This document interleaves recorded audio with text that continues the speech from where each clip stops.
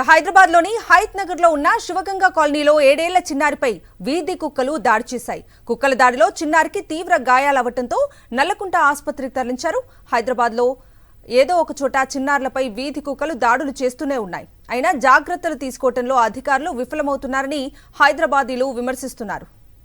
ఇదే అంశానికి సంబంధించి పూర్తి డీటెయిల్స్ మా ప్రతినిధి అమర్ అడిగి తెలుసుకుందాం. అమర్,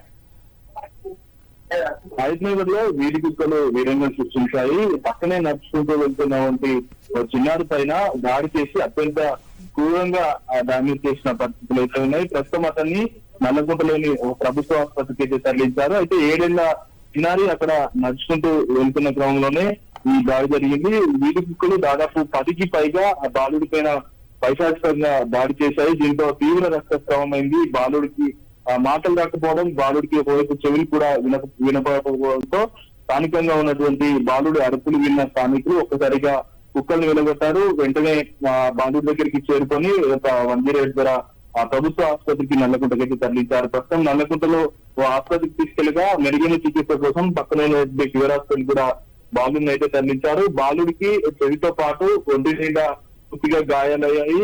దీంతో ప్రస్తుతం స్థానికులు అయితే ఈ వీధి కుక్కల ఘటనకు సంబంధించి ఆగ్రహం వ్యక్తం చేస్తున్నారు. చాలా సార్లు కూడా మున్సిపాలిటీ అధికారులకు ఫిర్యాదు చేసిన స్పందించడం లేదంటూ కూడా వెంటనే వీధి కుక్కల బెడద లేకుండా చూడాలంటూ కూడా స్థానికులు డిమాండ్ చేసిన పరిస్థితులు అయితే ఉన్నాయి కదా.